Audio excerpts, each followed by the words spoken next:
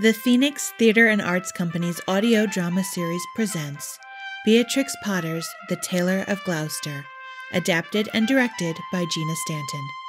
For past episodes, upcoming events, and other information, make sure to visit our website at phoenixtheatreartsco.com. That's theater with an R-E. Without further ado, we give you The Tailor of Gloucester.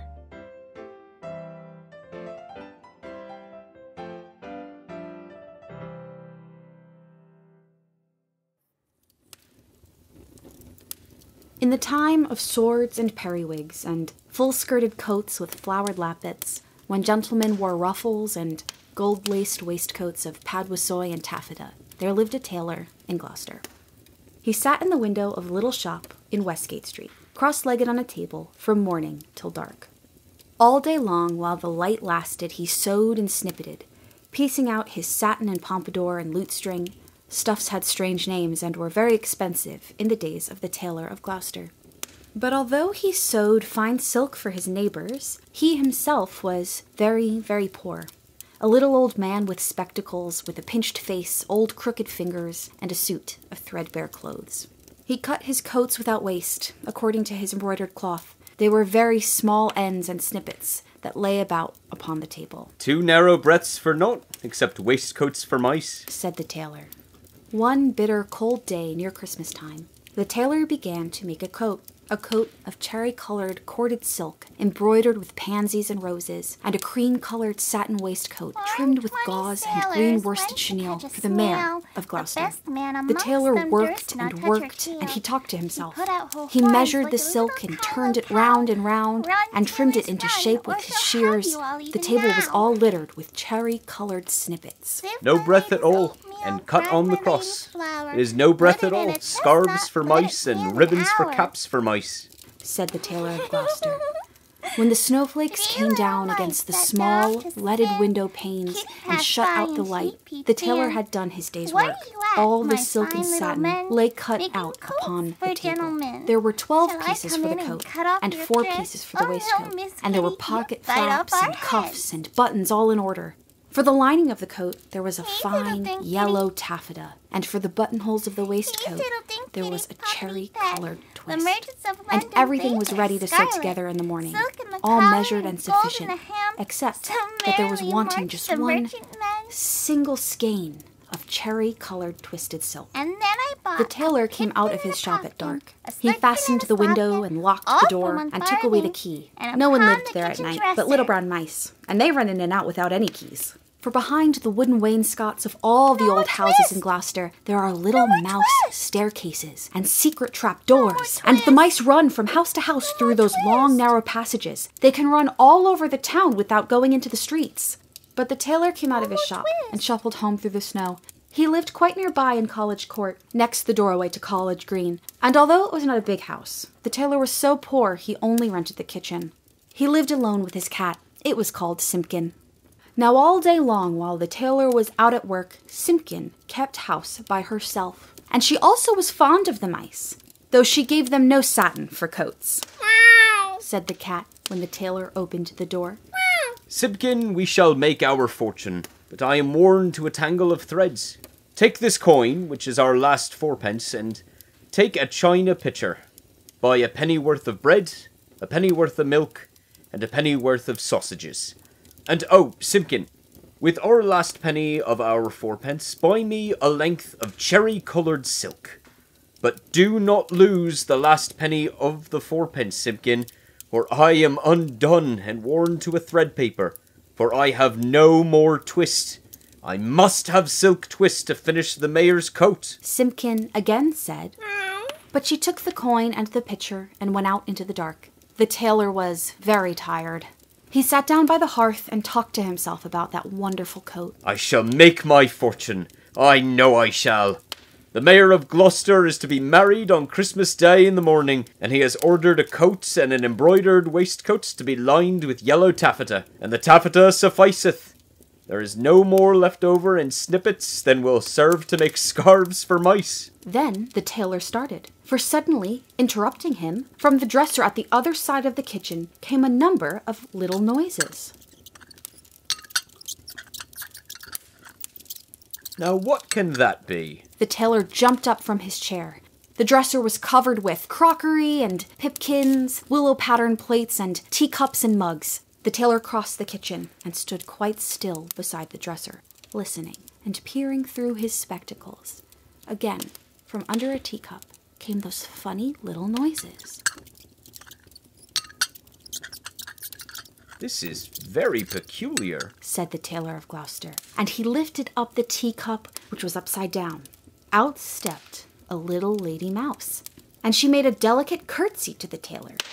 Then she hopped away, down off the dresser, and under the wainscot.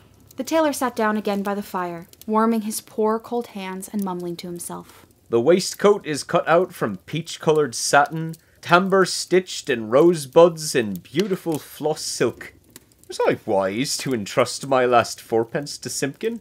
1 in 20 buttonholes of cherry-coloured twist. But all at once, from the dresser, there came other little noises. This is passing extraordinary, he cried, and turned over another teacup, which was upside down. Out stepped a little gentleman mouse, who made a bow to the tailor, and then, from all over the dresser, came a chorus of little tappings, all sounding together and answering one another, like watch beetles in an old, worm-eaten window shutter. And so the tailor turned over all the little teacups and bowls and basins, and out stepped more and more little mice, who all bowed and curtsied and bobbed before hopping away, down off the dresser and under the wainscot. The tailor sat down, close over the fire, lamenting. 1 in 20 buttonholes of cherry-coloured silk, to be finished by noon of Saturday. This is Tuesday evening. Was it right to let loose those mice, undoubtedly the property of Simpkin? Alack, I am undone, for I have no more twist. All the little mice came out again and listened to the tailor. They took notice of the pattern of that wonderful coat. They whispered to one another about the taffeta lining and about little mouse scarves. And then, all at once, they all ran away together down the passage behind the wainscot, squeaking and calling to one another as they ran from house to house, and not one mouse was left in the tailor's kitchen when Simpkin came back with the pitcher of milk. Simpkin opened the door and bounced in with an angry meow, like a cat that is vexed, for she hated the snow, and there was snow in her ears and snow in her collar and at the back of her neck. She put down the loaf and the sausages upon the dresser and sniffed. Simpkin, where is my silk twist? But Simpkin set down the pipkin of milk upon the dresser and looked suspiciously at the teacups. She wanted her supper of fat little mice. Simpkin, where is my twist? But Simpkin hid a little parcel privately in the teapot and spit and growled at the tailor. And if Simpkin had been able to talk, she would have asked, "Where is my mouse?" Alack, I am undone! The Tailor of Gloucester said forlornly, and went sadly to bed. All that night long, Simpkin hunted and searched through the kitchen, peeping into cupboards and under the wainscot and into the teapot where she had hidden that twist. But still, she found not a single mouse. Whenever the tailor muttered and talked in his sleep, Simpkin said, "Meow, meow," and made strange, horrid noises as cats do at night. For the poor old tailor was very ill with a fever, tossing and turning in his four-post bed, and still in his dreams he mumbled, "No more twist! No more twist!" All that day he was ill, and the next day and the next. And what should become of the cherry-colored coat? In the tailor's shop in Westgate Street, the embroidered silk and satin lay cut out upon the table, 1 and 20 buttonholes. And who should come and sew them when the window was barred and the door was fast locked? But that does not hinder the little brown mice. They run in and out without any keys through all the old houses in Gloucester. Out of doors, the market folks went trudging through the snow to buy their geese and turkeys and to bake their Christmas pies. But there would be no Christmas dinner for Simpkin and the poor old Tailor of Gloucester. The tailor lay ill for 3 days and nights. And then it was Christmas Eve, and very late at night. The moon climbed up over the roofs and chimneys, and looked down over the gateway into College Court. There were no lights in the windows, nor any sound in the houses. All the city of Gloucester was fast asleep under the snow. And still, Simpkin wanted her mice, and she mewed as she stood beside the four-post bed. But it is in the old story that all the beasts can talk. In the night between Christmas Eve and Christmas Day in the morning, though there are very few folk that can hear them or know what it is they say. When the cathedral clock struck 12, there was an answer, like an echo of the chimes, and Simpkin heard it, and came out of the tailor's door and wandered about in the snow. From all the roofs and gables and old wooden houses in Gloucester came 1,000 merry voices singing the old Christmas rhymes, all the old songs that ever I heard of, and some that I didn't know, like Whittington's bells. First and loudest, the roosters cried out. Lady, get up and bake your pies. Oh, dilly, dilly, dilly, sighed Simpkin. And now, in a nearby flat, there were lights and sounds of dancing, and cats came from over the way. Hey diddle diddle, the cat and the fiddle. All the cats in Gloucester, except me, said Simpkin. Under the wooden eaves, the starlings and sparrows sang of Christmas pies. The jackdaws woke up in the cathedral tower, and although it was the middle of the night, the throstles and robins sang. The air was quite full of little twittering tunes. But it was all rather provoking to poor hungry Simpkin. Meow, meow. Particularly, she was vexed with some little shrill voices from behind a wooden lattice. I think that they were bats because they always have very small voices, especially in a black frost, when they talk in their sleep. They said something mysterious that sounded like, Buzz, quoth the blue fly. Hum, quoth the bee. Buzz and hum they cry, and so do we. And Simpkin went away, shaking her ears as if she had a bee in her bonnet. From the tailor's shop in Westgate came a glow of light, and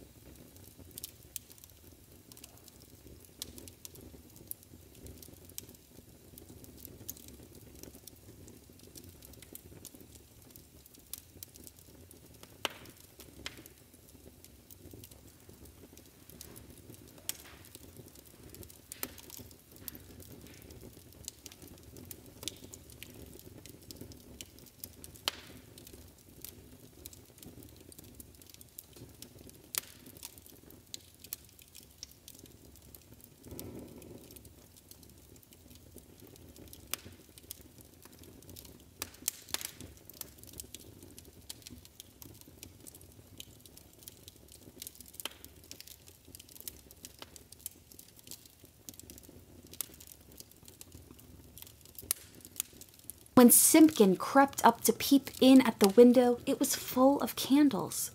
There was a snippeting of scissors and a snappeting of a thread, and little mouse voices sang loudly and gaily. 4 and 20 tailors went to catch a snail. The best man amongst them durst not touch her tail. She put out her horns like a little Kylo cow. Run, tailors, run, or she'll have you all even now. Then, without a pause, the little mouse voices went on again. Sift my lady's oatmeal, grind my lady's flour, put it in a chestnut, let it stand an hour. Interrupted Simpkin, and she scratched at the door. But the key was under the tailor's pillow, so she could not get in. The little mice only laughed and tried another tune. 3 little mice sat down to spin. Kitty passed by and she peeped in. What are you at, my fine little men? Making coats for gentlemen. Shall I come in and cut off your threads? Oh no, Miss Kitty, you'd bite off our heads. Cried Simpkin. Hey, Diddle Dink Kitty, Answered the little mice. hey, Diddle Dink Kitty, pop Swampity Pet. The merchants of London, they wear scarlet, silk in the collar and gold in the hem. So merrily marched the merchantmen. They clicked their thimbles to mark the time, but none of the songs pleased Simpkin. She sniffed and mewed at the door of the shop. Meow, meow, meow. And then I bought a pipkin and a popkin, a slipkin and a slopkin, all for 1 farthing, and upon the kitchen dresser. Meow, meow, Shouted Simpkin on the windowsill, while the little mice inside sprang to their feet and all began to cry out at once in their little twittering voices. No more twist! No more twist! And they barred up the window shutters and shut out Simpkin. But still, through the gaps in the shutters, she could hear the click of thimbles and little mouse voices singing. No more twist! No more twist! Simpkin came away from the shop and went home. She found the poor old tailor sleeping peacefully in his bed, his fever broken. Then Simpkin went on tiptoe and took the little parcel of silk out of the teapot and looked at it in the moonlight. She felt quite ashamed of her badness compared with all those good little mice. When the tailor awoke in the morning, the first thing which he saw upon the patchwork quilt was a skein of cherry-colored twisted silk, and beside his bed stood a repentant Simpkin. Alack, I am worn to a ravelling, but I have my twist. The sun was shining on the snow when the tailor got up and dressed and came out into the street with Simpkin running before him. The starlings whistled on the chimney stacks, and the throstles and robins sang, but they sang their own little noises, not the words they had sung in the night. The tailor despaired. Alas, alack, I have my twist, but no more strength nor time than will serve to make 1 single buttonhole, for this is Christmas Day in the morning. The Mayor of Gloucester shall be married by noon, and where is his cherry-coloured coat? I will be ruined. He unlocked the door of the little shop in Westgate Street, and Simpkin ran in, like a cat that expects something. But there was no one there, not even 1 little mouse.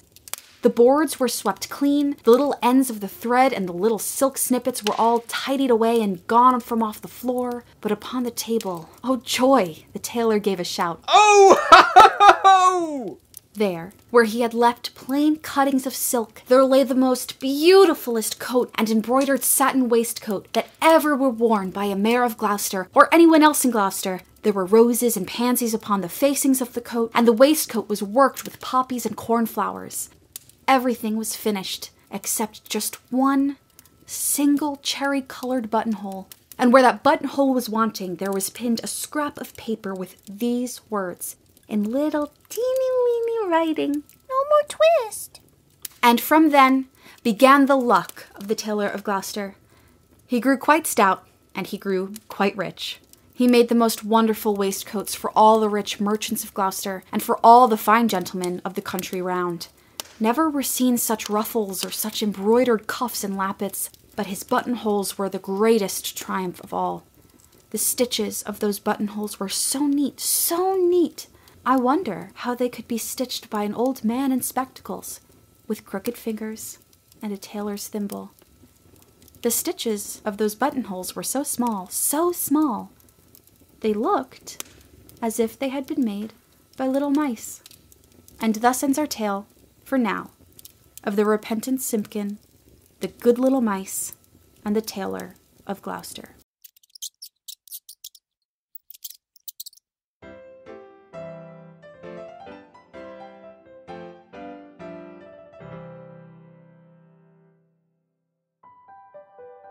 P-Tax audio drama series is a production by the Phoenix Theatre and Arts Company.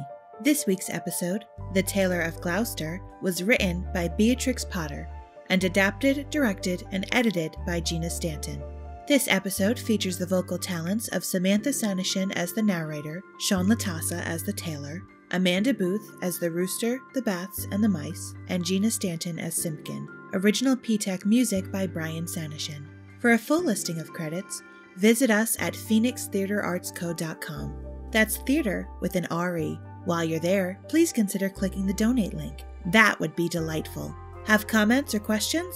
Email us at phoenixtheatreartsco@gmail.com or find us on social media. A very special thank you to our Patreon subscribers, with a shout out to those sitting in the box seats, Ken Shelby and Diane Stanton. We couldn't do this without you. Join us next time for Christmas Tales and Stories.